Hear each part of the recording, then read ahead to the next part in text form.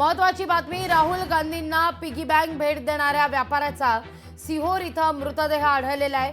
8 दिवसांपूर्वी सिहोर इथल्या परमार यांच्या 4 ठिकाणांवर ईडीचे छापे पडलेले होते। ईडीनं घर आणि ऑफिसेसवर छापा टाकलेला होता। सिहोर जिल्ह्यातल्या आष्टा इथं शुक्रवारी सकाळी व्यापारी मनोज परमार आणि त्यांच्या पत्नी नेहा परमार यांचा मृतदेह घरात आढळलेला आहे। 5 डिसेंबरला ईडीनं इंदूर आणि सिहोर इथं परमार यांच्या 4 ठिकाणांवर छापे टाकलेले होते। इथून अनेक बेनामी मालमत्तेची कागदपत्र जप्त करण्यात आली आहेत। याशिवाय 3.5 लाख रुपयांची बँक बॅलन्सही गोठवण्यात आलेला होता।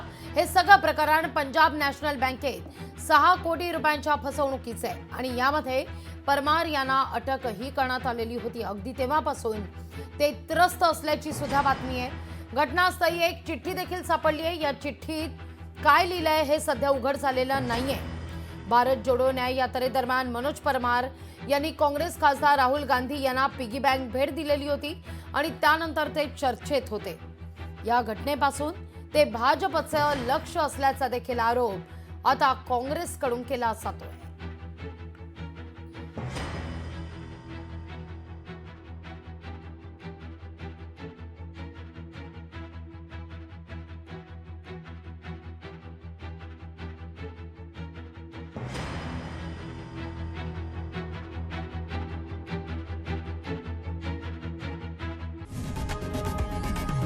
लोकशाही मराठी ऐका, पहा, जागरूक रहा।